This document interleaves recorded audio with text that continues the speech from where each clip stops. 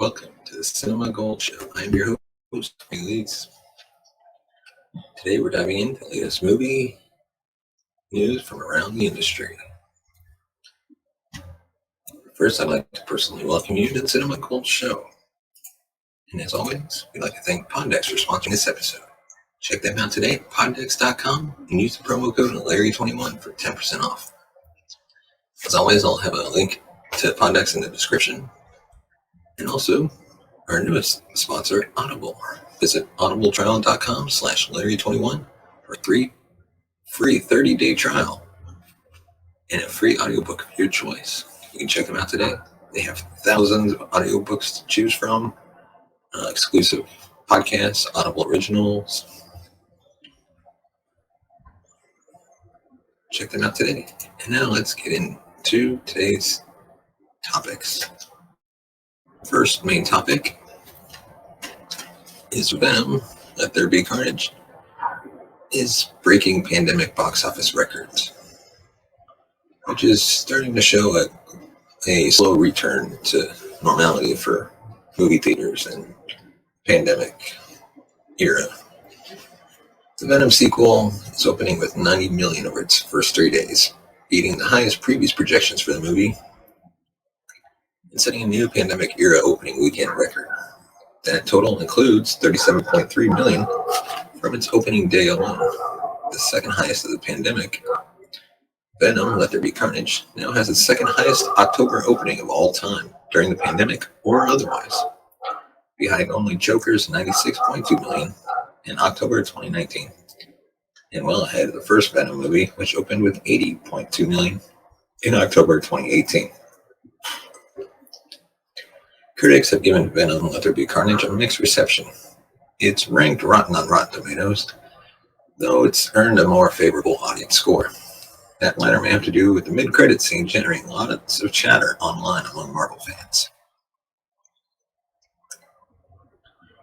Comic Book has given Venom, Let There Be Carnage a 3 out of 5 score in their review, quote, saying, "There's no denying Hardy's magnetism when it comes to playing these roles, and one can only hope there will be more chances for him to act the part in a script worthy of his talent." In Venom, Let There Be Carnage, after finding a host body in investigative reporter Eddie Brock, the alien symbiote must face a new enemy, Carnage, the alter ego of serial killer Cletus Cassidy. Andy Serkis directs the film. Tom Hardy returns as Eddie Brock in Venom. The film also stars Michelle Williams, Naomi Harris, and Woody Harrelson as Carnage. What did you think of Venom, Let There Be Carnage breaking records? Let us know in the comment section below. And we'll give you our thoughts in a future episode. And your comments may also be featured in future episodes as well.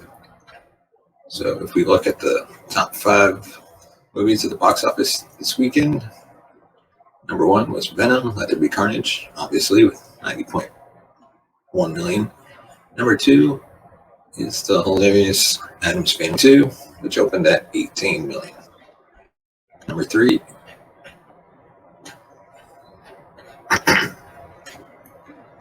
is The Many Saints of Newark, which opened with just $5 million.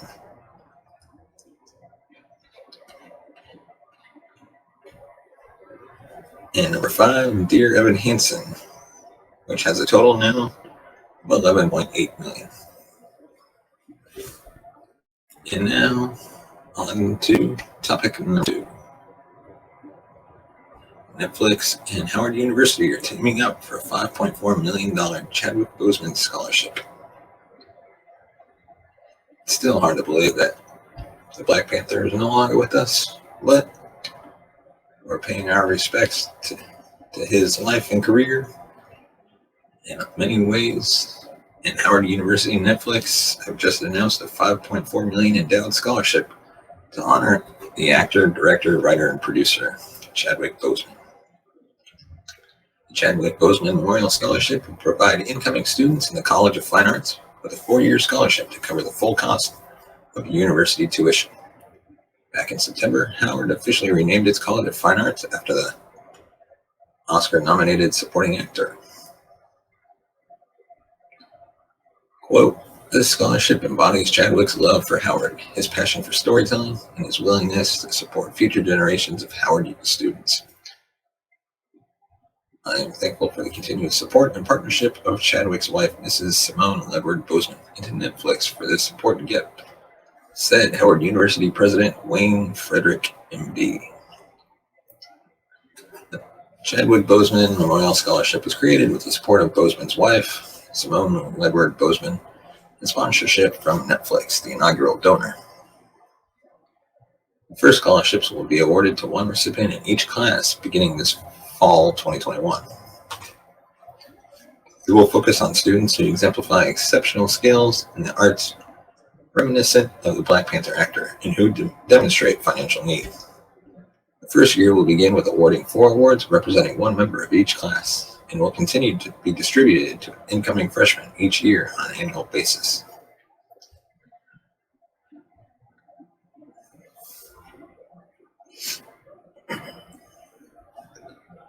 Quote, many exemplary artists are not afforded the opportunity to pursue higher learning. We hope to support as many students as possible by removing the financial barrier to education. This endowment represents Chad's devotion to the craft, his compassion for others, and his desire to support future storytellers, said Boseman's wife. My deepest thanks to Ted Sarando, Scott Stuber, and our family at Netflix for their generous investment in the education of all present, and future Boseman scholars. The inaugural class of awardees are Sarah Long, a freshman in musical theater, Sean Smith, a sophomore studying acting, Janine Ferguson, a junior in theater arts administration, and senior Deirdre Duncan, who studies dance. And now, let's dive into topic number 3. No Time to Die is setting record overseas opening with $119 million.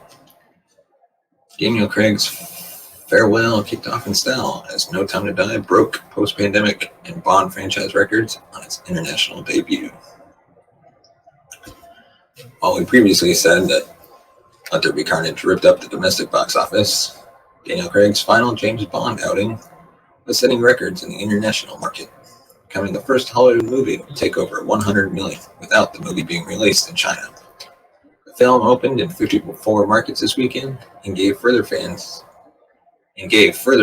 that the pandemic effect on cinema box office results is slowly fading, with No Time to Die pulling in nearly $120 million.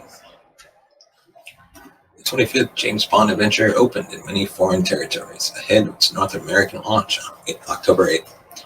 And it seems that audiences felt they had waited long enough for the movie's long-delayed arrival and flocked to theaters over the weekend, with the UK and Ireland accounting for a hefty chunk this weekend.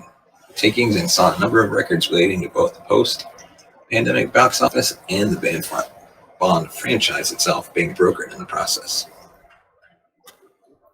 No Time to Die pulled in $11.4 million in the UK on Saturday, gaining the title as not only the highest-earning single day of the pandemic era, but also the highest single-day takings for any movie in the Bond franchise.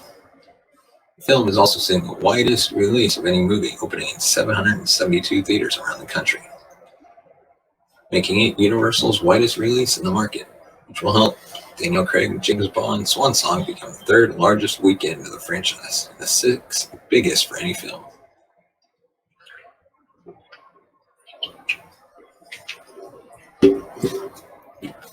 There have been many movies that have been pinned with the hopes of blowing open the box office following the pandemic closures and a slow recovery over the last few months. But the constant delays of No Time to Die were always with the intention of having the movie play to the biggest possible audience. It seems that while the wait seems to have been never-ending, it looks like the strategy has finally paid off, especially for the UK exhibitors in particular, with Bond always being a huge event in British cinemas. While Disney has been using Marvel's releases to gauge the domestic market, Bond is easily another of those markers, and it seems to have passed the test of consumer confidence in the cinematic experience. No Time to Die brings Daniel Craig's time as Bond to a close after 5 movies, and thanks to the pandemic delays, He has now become the longest-serving Bond in the franchise's history.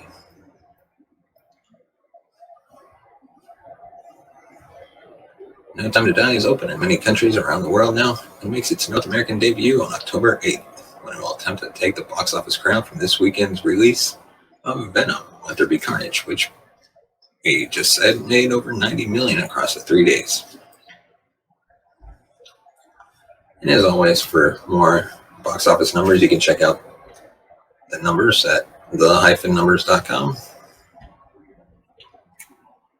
And now, our favorite segment of the day, of each show, is the Pod Deck segment, where we pull out a question from their film night deck. Today's question is, if you could bring 5 movies to a desert island, which would they be? That's tough because I can't even think of like 5 off the bat, but I might rank them later down the road, but in no specific order. Number 1, I'm gonna go. So I'm gonna go with Goldfinger, number 1. Number 2, Goonies. Number 3, Catch Me If You Can. Number 4, let's see, number 4. Number 4, throw in Fast and Furious, the first one. Number 5,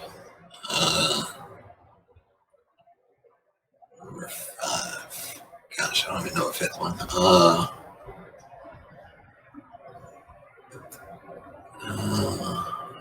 I need a good. Number 5 would be a political thriller.